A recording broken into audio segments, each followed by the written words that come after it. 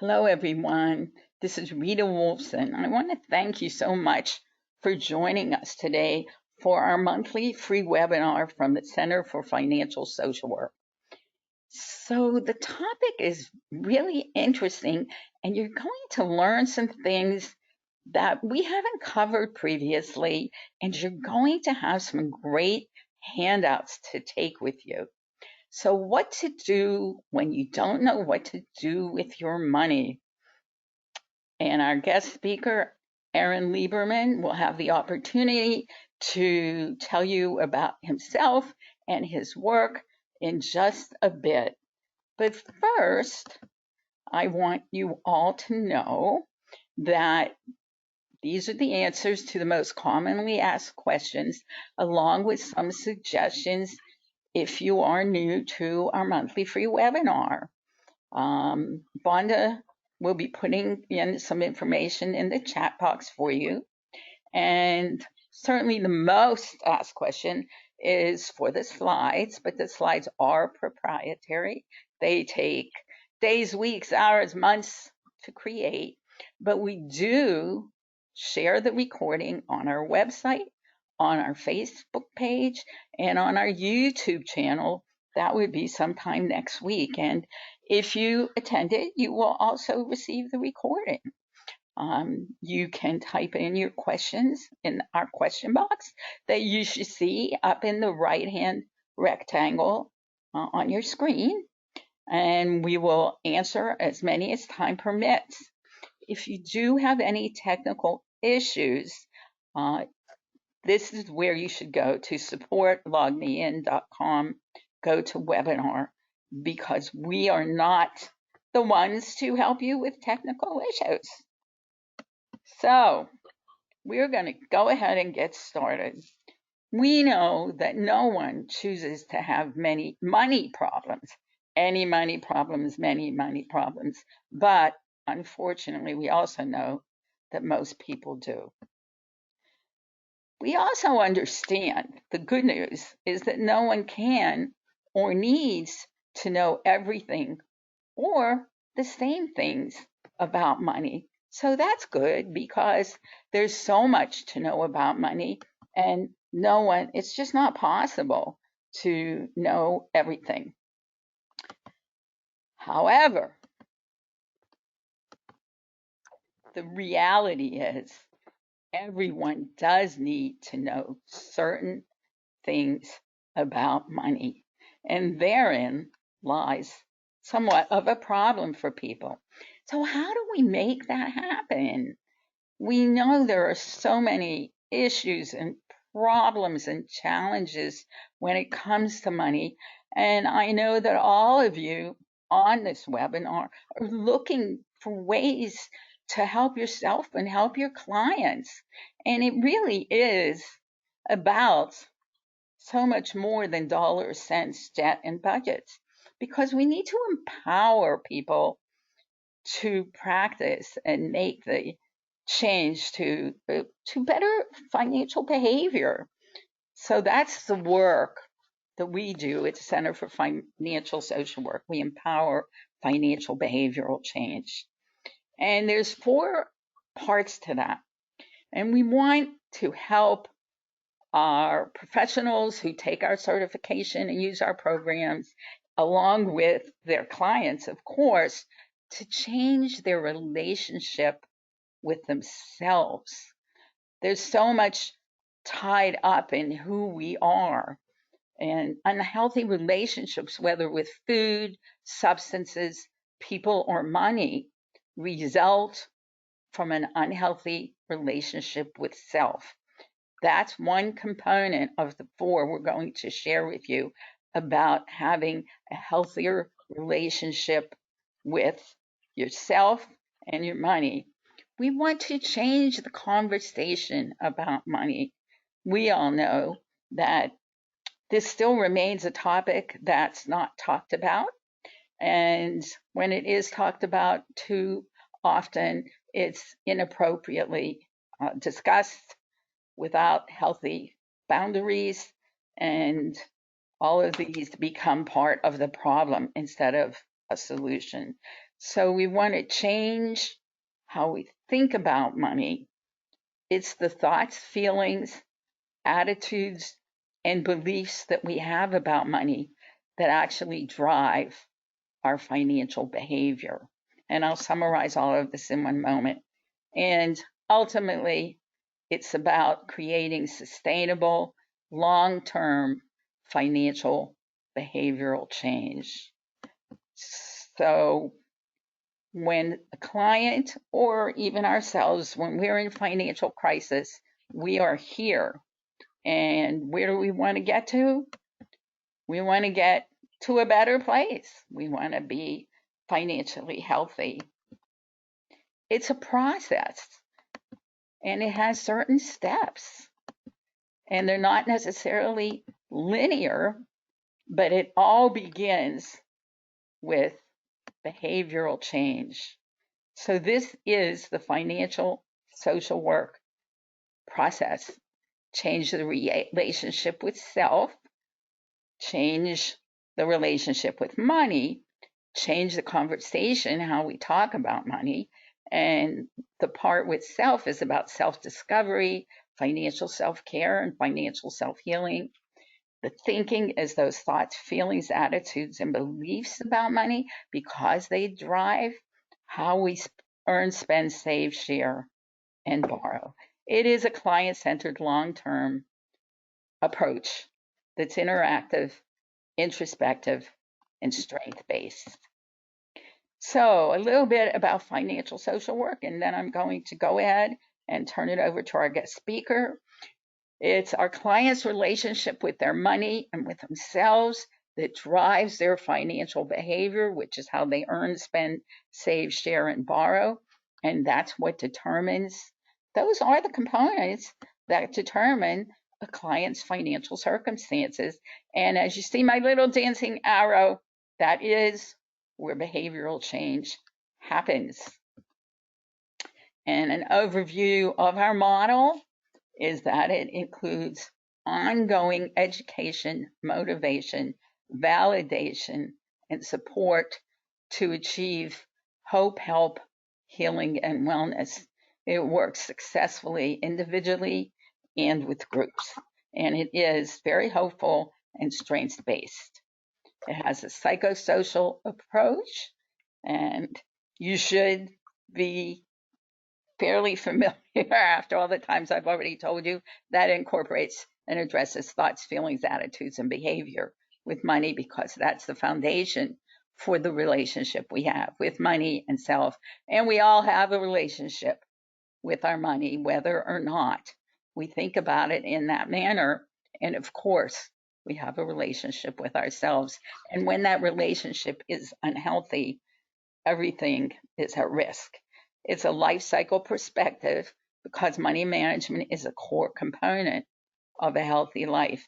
It's another part that we don't really explore enough, and has a human rights structure because everyone is entitled to financial well-being, and everyone needs it, because if we're not financially healthy, it's going to affect our physical, mental, and emotional health as well as our financial health. So financial social work goes beyond dollars, cents, debt, and budgets to explore the fundamentals of financial well-being. I'm not going to say it again, but it does address financial behavior, which is the other part that you really need to know. That's how we earn, spend, save, share, and borrow. Money is complicated. Just take a look at it. That's our whole person financial health model. And if you really were to look into each of these boxes, you would begin to understand why money is complicated. We want to help people, everyone possible, make peace with their money. So right before handing it off to our guest speaker, we have a poll for you. This is something we've been discussing the past few weeks and just wanted to launch and get your opinion on.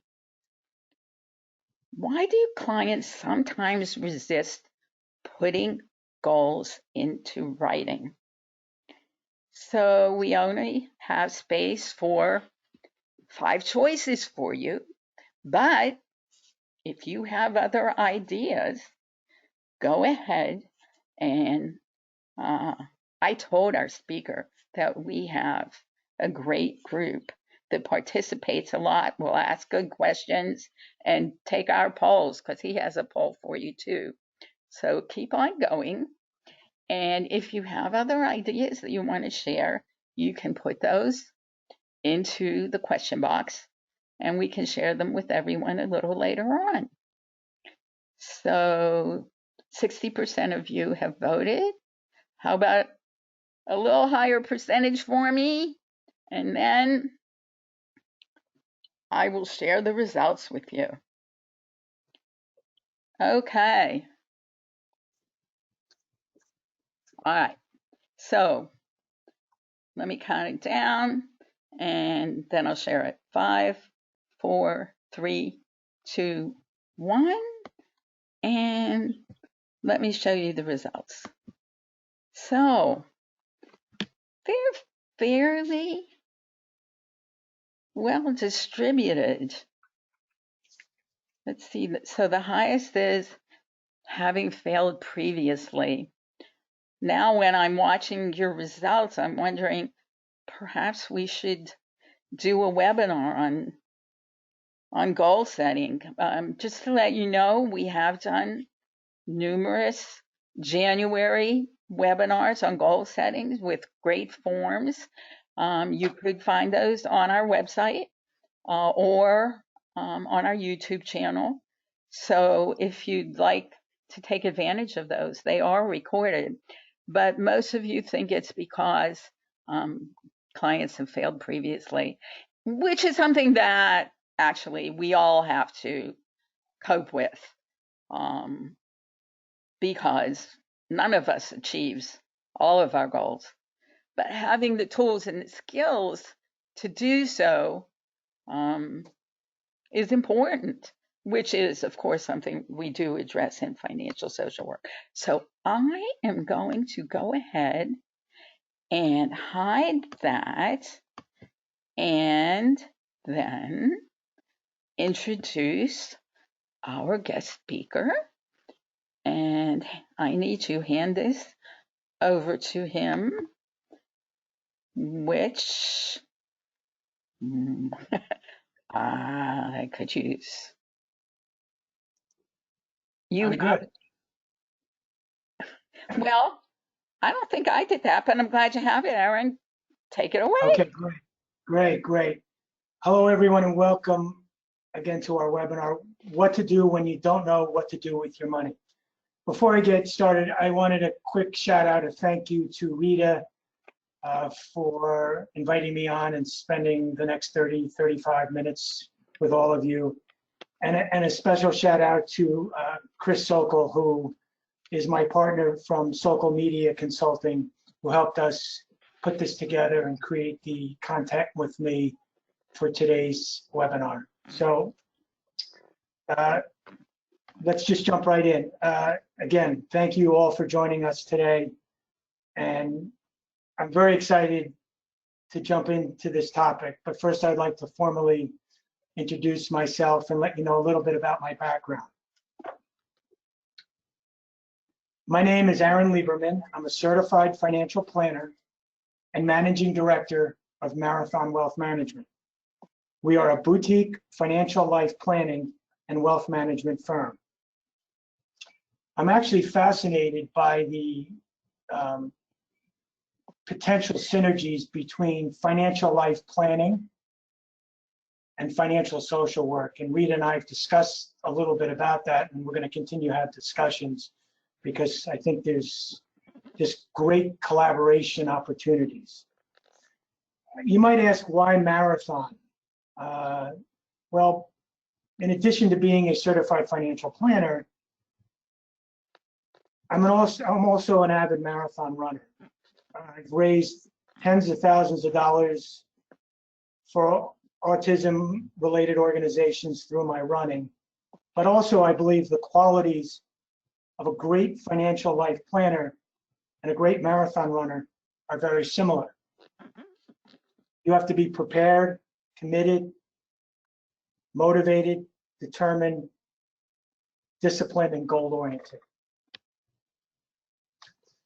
It is my goal to connect your money with your values to help you confidently live a fulfilling life. Let me explain a little further what I mean. At Marathon Wealth, we offer an array of financial life planning services that combine the quantitative, the numbers, the analytical aspects, with the qualitative, the quality of your life and what people care most about, how they approach money, and what keeps them up at night. We work to understand your financial needs and develop financial life plans that align your values and allow you to work toward meaningful goals. Again, the work we do is not just numbers related and money management. We care about your financial well-being as well as your quality of life. We use many financial life planning tools. We partner with Money Quotient. It's a wonderful partnership. They provide a lot of these tools for us and educational training on financial life planning. We use tools such as financial satisfaction, life transition surveys, Wheel of Life, personal insights about money, change, life balance, and goal setting tools as well. Today, we will briefly discuss two tools. I'd love to go over all of them with you, but due to the time constraints, we'll just briefly go over two of them. The first is the financial satisfaction survey. The financial satisfaction survey is a survey that will help us to think about and assess how satisfied you are with many aspects of your financial life. Please welcome Henry Lieberman, our prospective client. He's our 3.5-year-old, part Havanese, part King Charles Cavalier, but that was not intentional. We love him dearly. He's our oops dog. I'll save that discussion for another time. So Henry is going to be our prospective client. And when we look at this, we had Henry fill out the satisfaction survey, and I'm not going to go over each item, but we always start with the 5s, which are very satisfied. And Henry was very, very satisfied with his current investment choices. And I asked Henry, what do we need to do to keep it a 5? And let him answer. Then we go to the 4s, an area that he gave himself a 4 out of 5 was the feeling I have about my money life. And I said to Henry, that's wonderful. What do you think we need to do to maybe move that 4 to a 5? And then we start looking at the stuff that maybe Henry isn't quite as satisfied with or not satisfied at all. One of the areas was the ability to provide financial help to family members. So I asked Henry to give some thought to why he gave himself a 3 and what are the things we need, maybe resources to make that 3 or 4. On our annual reviews with Henry, we go back to, we have him fill out this and another survey, and we compare the results to the prior year to see if there's been any changes. Has he improved satisfaction in certain areas? Has he dropped down? And we want to sort of understand why and create some awareness for him. We say here, it's really something for us to all think about. What can we do to improve your satisfaction? The next tool is the Wheel of Life. And I know many of you are familiar with the Wheel of Life. Our Wheel of Life might look a little different, but it really is a key component of the work we do, and it helps us assess how satisfied a client is in each aspect of their life. The outcome is a graphic representation of their own life balance and or quality of life based on a set of criteria that is unique to them. It's very powerful in raising self-awareness. This exercise will motivate Henry, we hope, to make important decisions and initiate positive change in his life. It is also an excellent tool that we incorporate in the early stages of a goal-setting process. Step 3 in the wheel of life is your life wheel round, or does it show flat spots? Is it deflated or is it full? And really, what does this exercise tell you about your life? Is your life balanced? Are there areas of your life that need attention? And what facets would you like to experience more satisfaction? And we had Henry fill this out, and we went over, and he was interested in family, health, and leisure, and learning. And then that's the beginning, as I said, beginning tenets of our goal-setting process. This is a really important concept. How do we define enough? I think about this a lot. And I think the right question might be, or the right question to ask is, how much money do we need to be happy?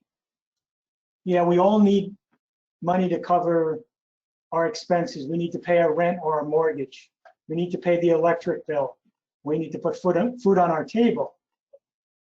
There are many things that we pay for that makes our life easier or maybe better. But once these needs are met, then what? Each and every one of us will define this differently. Does everything you buy add something to your life? Or does it just make you worry about the money you spend? I sometimes ask people, if all of a sudden you had another 1,000, 5,000, or 10,000 of additional money every month, what would you do differently? Helping you define what is enough. I think we have a major savings issue in our country. Along with that, yesterday in the Wall Street Journal, there was a big article about credit card debt in the US rises to a record $930 billion. Credit card balances and serious delinquency have become more common, particularly for younger borrowers. I mean, here it says, according to Go Banking Rate, 73% of Americans have less than $5,000 in savings. These results, and I didn't even mention and go into student debt. Student debt is another major concern. These results can cause people to find themselves with 3 main concerns or issues related to money or finances. Not knowing where it goes, not having enough, and running out. If you all take a minute and think about this, which one of these is your greatest concerns? We don't have a poll for this, but if you answer in the question box, Rita will look at the tally and see what you think. Again, is it not knowing where it goes, not having enough, or running out? I'll just take a minute if you want to type in the box what you think.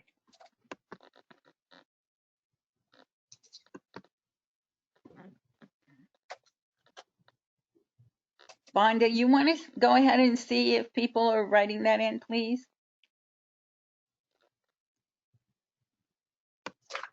Yeah, sure. Actually, we're getting quite a bit of response. This coming in so fast, I can't keep up with it, but it looks like, wow, it's quite a bit. So not having enough seems to be ranking pretty high.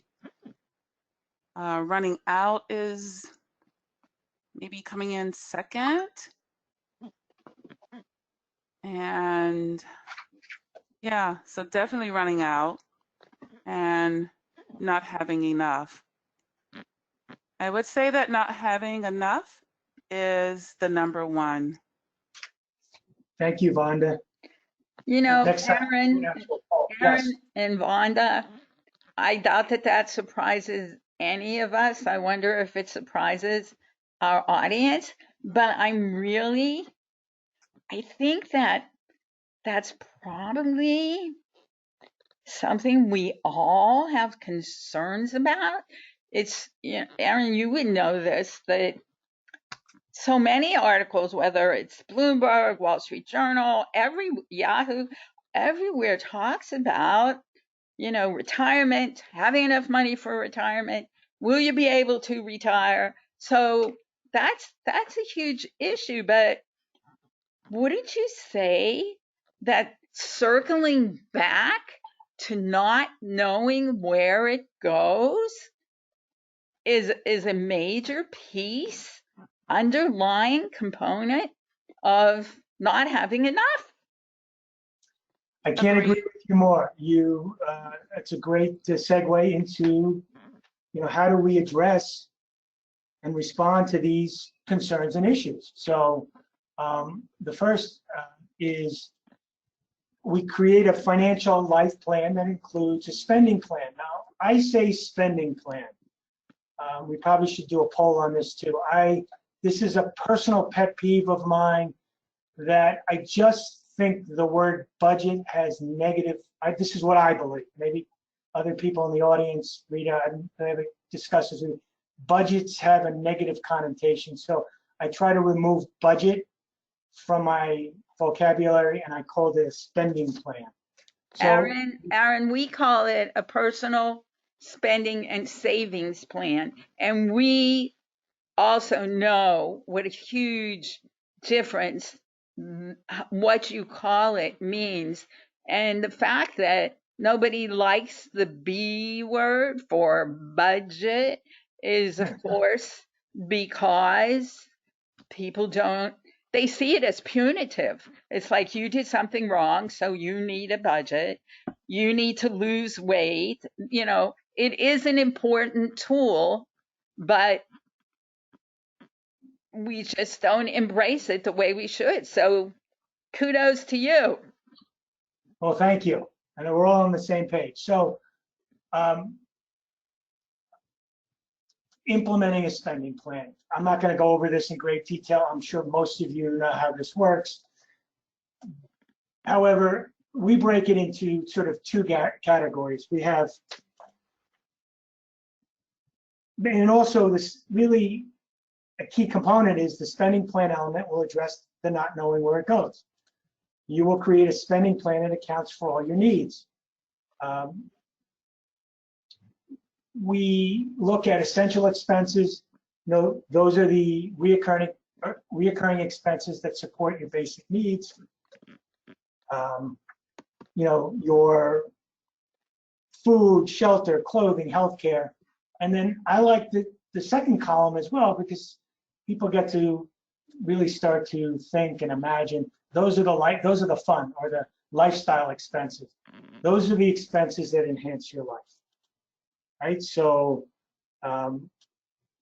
those are your hobbies, your dreams, your travel, entertainment, your giving, your charity. And most people know how to fill this out, but if they need help, we have them go back to their checkbook or look at their credit card statements to determine how to categorize different expenses. We never tell people how to spend their money, but make them aware of where it's going. This simple exercise creates awareness and helps determine what is most important. There are many personal finance apps that can link to your financial accounts. They all can track spending, but each has its strengths and weaknesses. In the follow-up show notes, we'll be sending a blank spending plan as well as some links to some personal finance apps that we've sort of played around with. We also have what we call the financial life plan, which can assist everyone, our clients who are concerned that they won't have enough money or will run out. And what we do is we run different scenarios based on your ideal life and lifestyle. And so what do I mean by that? Perhaps you want to retire at 55 or 60. You need $5,000 a month of income to live on, or 10,000, depending on where you live, to live comfortably. We will give you different options so you can make good informed decisions. We will help you and we will show you what that's going to look like. So we just quickly went over the spending plan. The next is the key elements for creating your financial life plan.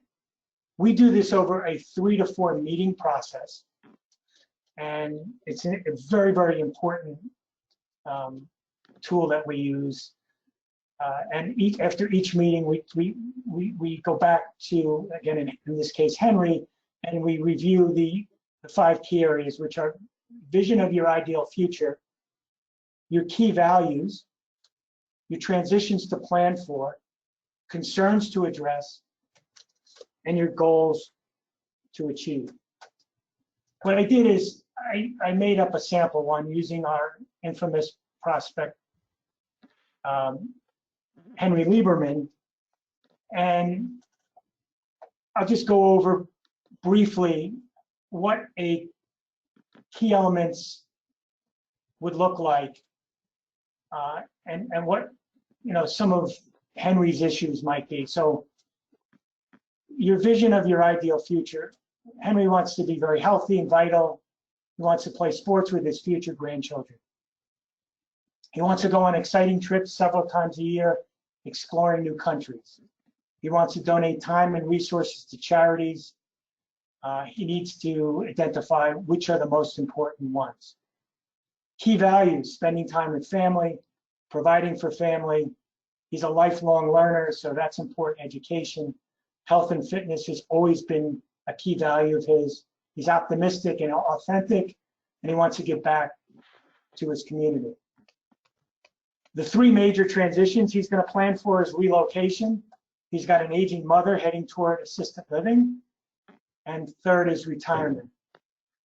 His concerns to address, probably are going to know what those are: uncertain about financial ability to retire and achieve his goals, not having enough money and resources, and potentially running out of money. And again, the goals to achieve are relocation to be closer to his son, provide financial help to his children, take classes at a local community college on world travel and foreign language, and also get involved in charitable work and explore consulting opportunities for source of income in retirement. Decision making. We're faced with this every single day. I'm fascinated by it, how we make decisions. You make them emotionally or rational, thinking fast and slow. It's not an easy read. Full disclosure, I haven't read it cover to cover. However, a quick summary: it shows how 2 systems in your brain are constantly fighting over, or in conflict over, control of your behavior and your actions. And it outlines, it teaches you the many ways in which this leads to potential errors in memory, judgment, and decisions, and what we can do about it. It also shows you where you can and can't trust your gut feeling, and how to act more mindful and make better decisions. 2 key points, or 2 lessons. The first is your behavior is determined by 2 systems in your mind, the way we think. One is conscious and the other is automatic. System 1 is fast, intuitive, and emotional. It's the system that makes you eat an entire bag of potato chips in front of the television when you just wanted to have a small bowl. It's crucial to our survival. For instance, not having to think before jumping away from a car when it honks at you is quite useful, don't you think? On the other hand, system 2 is slower, very conscious, aware, and considerate. It helps you exert self-control and focuses your attention. An example is when you're meeting a friend and trying to spot them in a huge crowd of people, it might help you recall how they look and filter out all these other people. However, these two systems don't just perfectly alternate or work together. They can fight over who's in charge. And this conflict can determine how you act and behave. Which system of thinking would allow you to make better decisions? Some call it the emotional or monkey brain and the rational brain. And even with the best laid plans, sometimes a client or any of us will struggle with decision making. The right answer may not always be obvious to outside factors and thinking.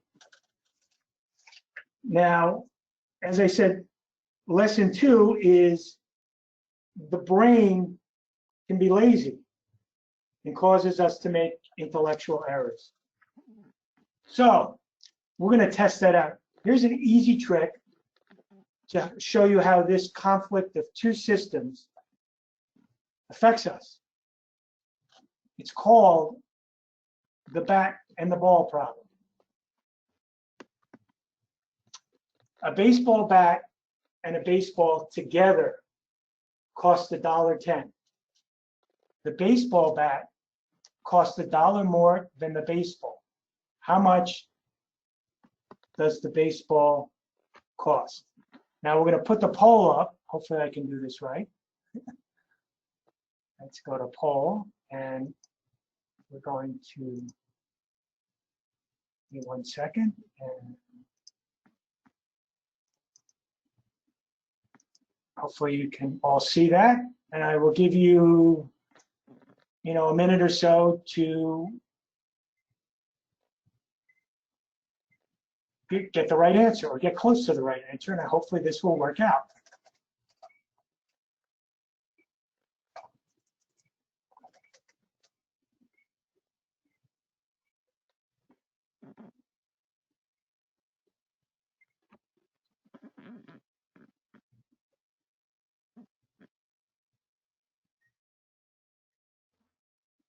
It's great. We're getting great participation. We'll keep it open for another 15 or 20 seconds.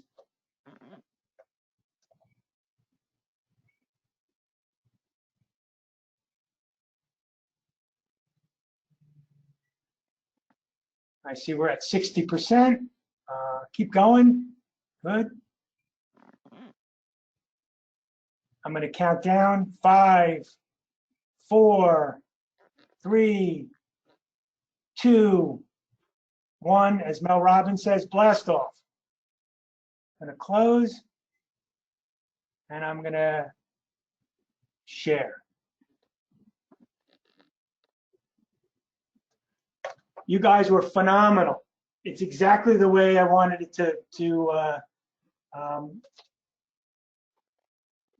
it's 76% of you said 10%, 13% 5. Oh, I'm glad. Everybody likes baseball. It's one of my favorite sports. And 12% none of the above. If your instant and initial answer is 10 cents, I got it wrong myself. I'm sorry to tell you that system 1 just tricked you. Let's do the math together. Once we slow down, we will see. Let's spend a minute or two thinking about it. You'll see that the ball must cost 5 cents. If the bat costs $1 more, it comes out to $1.05, which combined gives you $1.10. It's interesting, it's fascinating, but let me try to explain what's happened here. When system 1 faces a tough problem it can't solve, it will call on system 2 into action to work out the details. But sometimes our brain perceives problems as simpler as they actually are. Right? So system 1 thinks it can handle it, even though it actually can't. And we can end up making mistakes. Why does your brain do this? It wants to save energy. I think it's the law of least effort states that your brain uses the minimum amount of energy for each task it can get away with. I'm going to hide the poll now since we know. Okay. A quote, the best decision makers share the following two qualities. They have excellent processes and unbiased judgment. The most successful investors cultivate the following two characteristics: discipline and patience. Friend of mine, Jay Moreland from the Behavioral Finance Network. Aaron, did you want to go ahead and put that slide up? We're still on time for a brain exercise. Yes, no, I'm going to go into the next slide, which is, Sorry. okay. Now, to talk further about this emotional and rational decision making, we have, again, some of you might be familiar with this, but the book Switch, How to Change Things When Change is Hard. It's based on the work of the elephant and rider metaphor from the happiness hypotenuse by Jonathan Haidt. He talks about, again, our mind actually divided into two distinct parts. One metaphor for the divided mind is a wild elephant being ridden by a human the rider who's trying to best to control it. An example of this is the human heart acts independently from the mind, as we cannot consciously control our heart rate.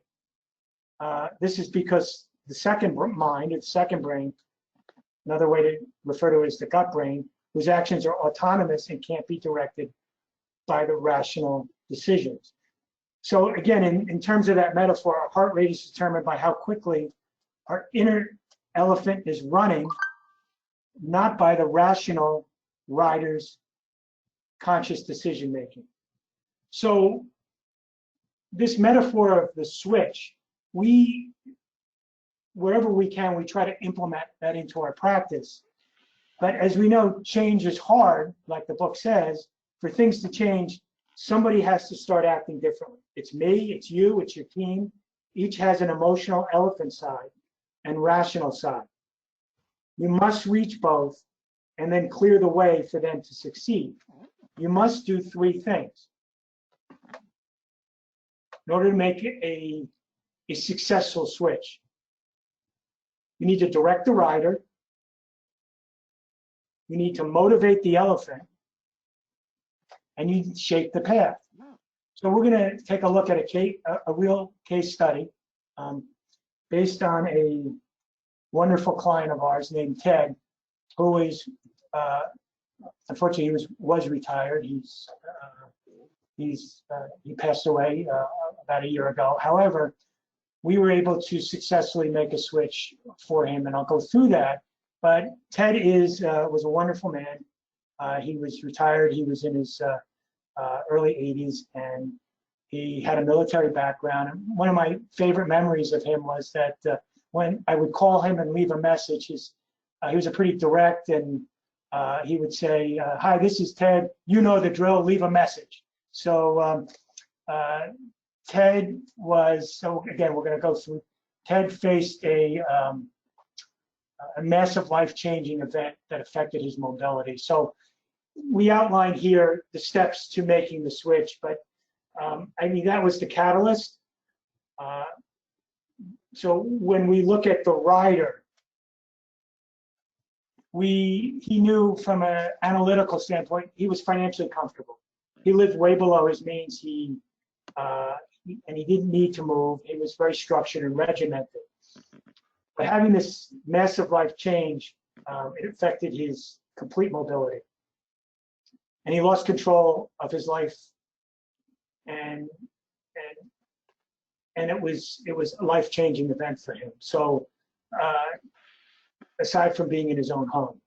So one of the things we needed to do is we needed to sort of tell him or give him some framework that what might happen. So we said, well, you sell your home and purchase a new home, with a separate area so he could be closer to his grandson. He could live with him and be present daily. Although he got it, he rationalized, the rational brain, it just didn't connect to him emotionally. And we needed to do a better job of motivating the elephant.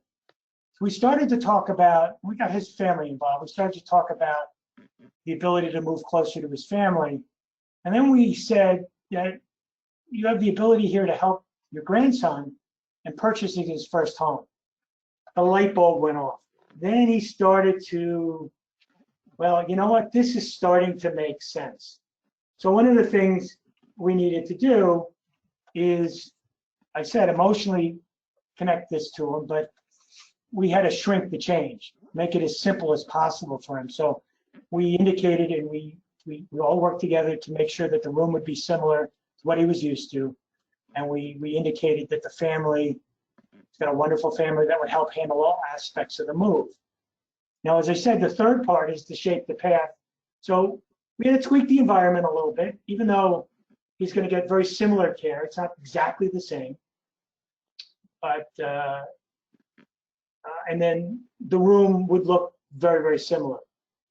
His routine would be altered slightly, but most important, everyone was excited and on board. So we were able to, they say, rally the herd. We got everybody excited, and we made a successful switch. And I find this format just to be a wonderful way to help people make successful change. It's not always successful, but at least we try. So I think the following, I'm going to read you this quote. It's based on Louise Hay's book called You Can Heal Your Life. And here's how she puts it. It's essential that we stop worrying about money and stop resenting our bills. Many people treat bills as punishments to be avoided if possible. A bill is an acknowledgement of our ability to pay. The creditor assumes you are fluent enough and gives you the service or the product first. I bless with love each and every bill that comes into my home. I bless with love and stamp a small kiss on each and every check I write. If you pay with resentment, money has a hard time coming back to you. If you pay with love and joy, you open the free-flowing channel of abundance. Treat money as a friend, not as something you wad up and crush into your pocket. So really, I feel no matter what your money situation is and no matter what plan you have in place, I believe it's important to treat your money as a friend. And sort of, I came up with this funny cartoon that lighthearted, and my question is to all of you, what if it all does not work? And I thought it was a cute way to end. To get what you want, first create a list of compelling and meaningful goals. Next, draft a dynamic plan of action, then follow through with consistent maximum effort. If that doesn't work, just cry and point.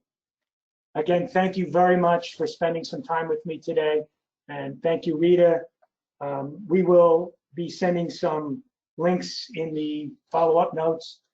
And I will give the presenter back to you, Rita. Thank you, Aaron. When we first started discussing this webinar, I knew it would be something good. I didn't know it would be this wonderful. I loved your Louise Hay quote. That was just super, the whole quote. Of course, the cartoon is lighthearted and ends perfectly for your presentation and your switch example. Wow. Thank you, Aaron, very much. Everyone, I just have up here our next two upcoming webinars. There's one on March 12th on overcoming irrational financial decision making, and one on chronic traumatic death syndrome for Financial Literacy Month. And that one is on Thursday, April 9th. So we hope we'll see you back here. We are going to go to Q&A in 1 second.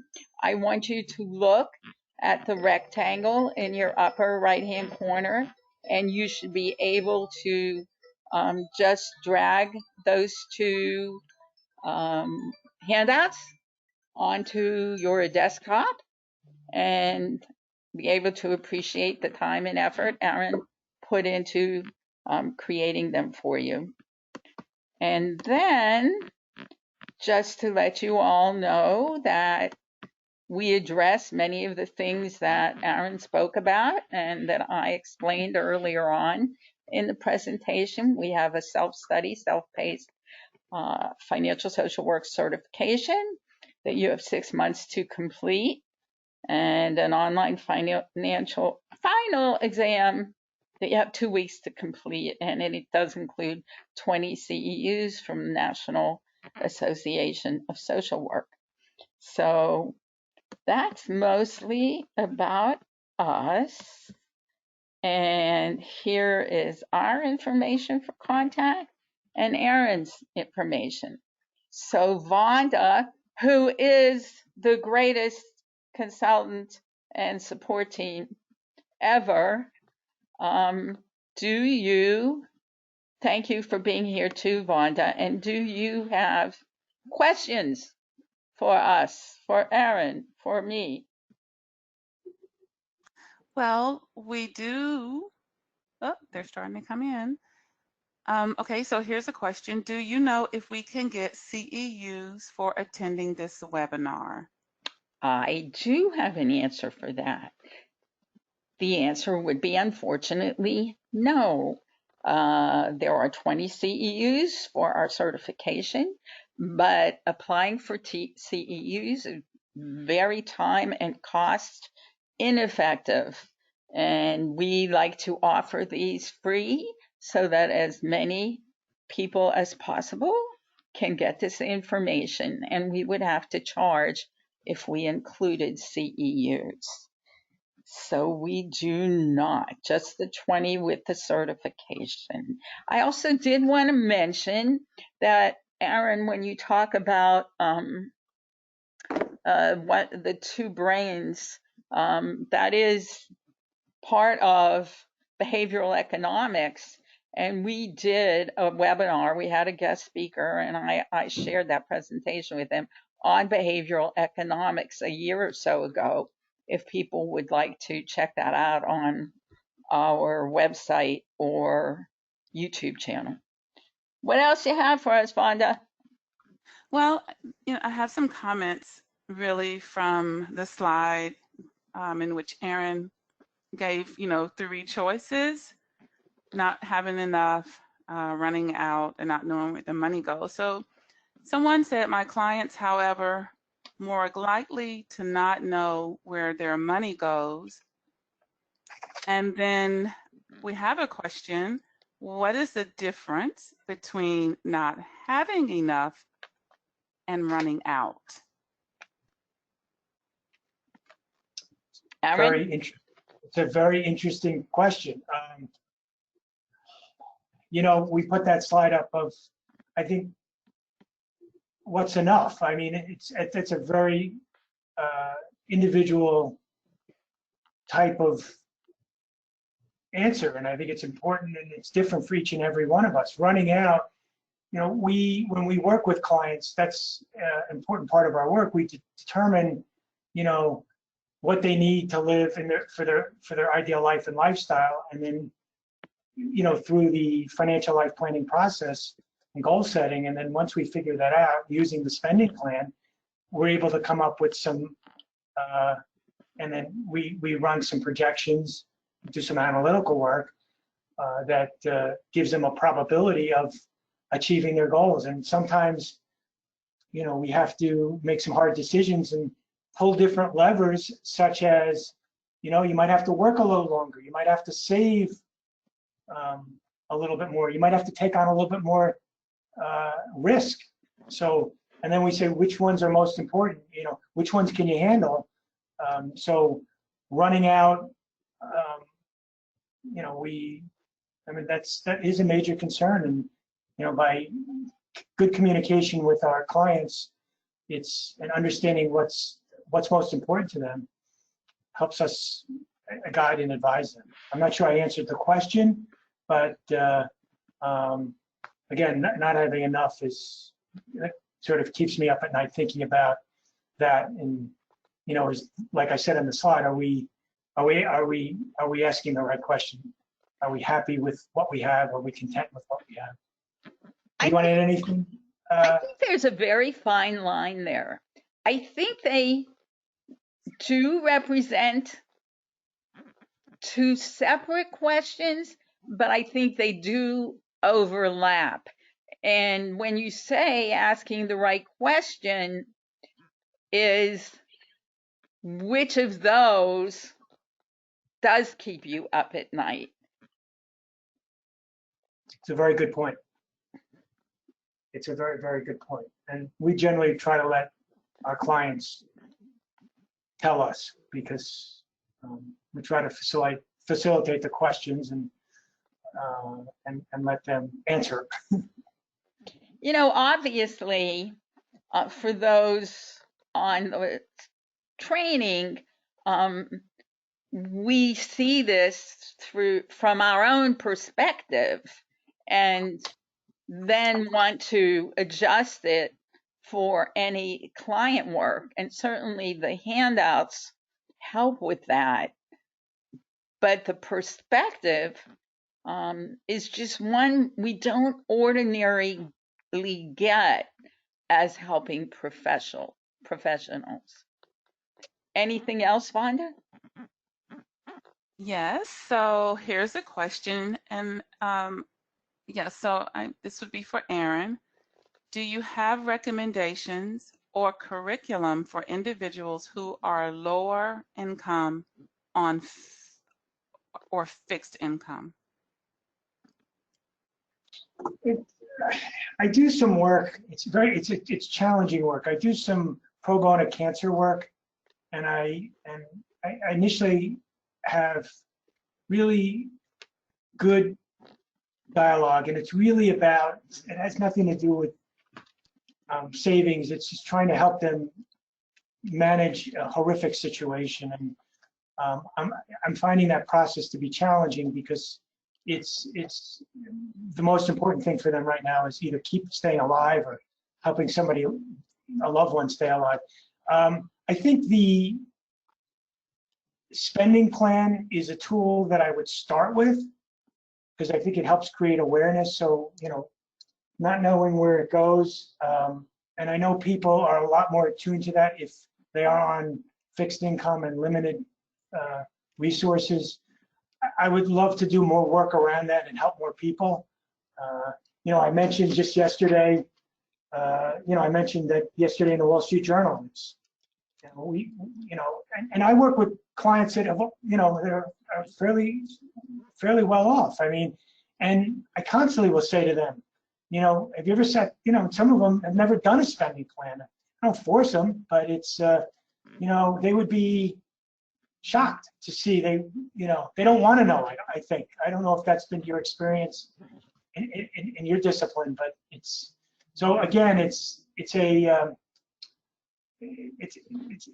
very challenging situation, and I wish I had a better answer. It's a disservice, though. It's a disservice to anyone, your clients, Aaron, or our clients in the helping professions, not knowing where the money goes. That's where all the problems come from. We disconnect from our money. It facilitates avoiding it, denying the reality. So it doesn't matter if you're wealthy. It's nicer to be wealthy. Everyone would choose earning $120,000 more than $20,000 a year. But if you're spending more than $120,000 a year, you're still building debt, even if you do have assets. So people need to know where their money is going. And that actually is very foundational to my work in financial social work, is helping people understand their relationship with their money, their relationship with themselves, and the need to change their financial behavior. So that stems, I just feel really strongly about this, in case you can't tell. No, I agree. It's so important. I mean, I won't work with, if a prospective client comes in and and doesn't want to engage in that exercise, it's almost impossible to help them. And they come in and they say to us, we want you just to handle the investments. And I didn't even, that's not even apropos for this discussion, because it's all this other work that, well, the investments are a tool to support the goals, the motivation, all the things that you guys talk about as well. So, I won't take somebody unless because it will eventually, and people have a lot of money and they have credit card debt. Wait, and then that's something that it's your discipline that, I don't have the skill set. I can help create the awareness, but, I'm not a financial therapist, and, that's not what I do. So people think we do that work, but I make sure it's clear that, we're not therapists. We're there to help create awareness and facilitate the discussion. So. Anything else, Vonda? Aaron, can you provide a copy of the financial satisfaction survey that you used? I can. I didn't. I will. It's not proprietary. I license that. I'm happy to share that with you. But I just wanted to let everybody know it's copyrighted, and it's really a tool that I took the tools. I only showed you a tool. There's a sequential order. If Amy from Money Quotient knew that I took them out of order, she's gonna hit me over the head with hopefully not a baseball bat, but but I just wanted to show you, overall in the presentation, there's a sequential order, and there's a lot of thought behind the process. It's actually a 4 to 5. We call it the 5E financial life planning process. We outline it. If you go to our website, you'll see it there. It shows it. So I will check with her to see if she's okay if I send it. And it's understandable, Aaron, if it's proprietary.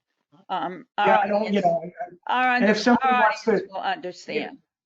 Yeah, it's. But I will check, and I'll get back to you on that, Rita.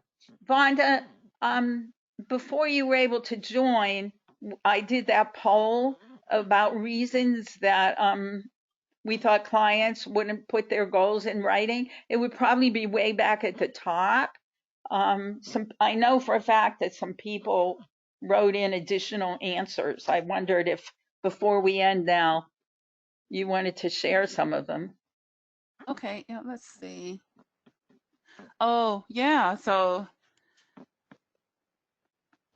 okay, so I think the question went something like, why clients might resist writing down Right. goals. Right. Okay, so not sure where to begin. I think that was a choice. Someone said they have hope and hopelessness at the same time. Another person said they think the clients resist writing goals because that causes them to go into feelings and self-realization that they are not, I lost that part. Oh, wait a minute. That they are not ready to face. Okay.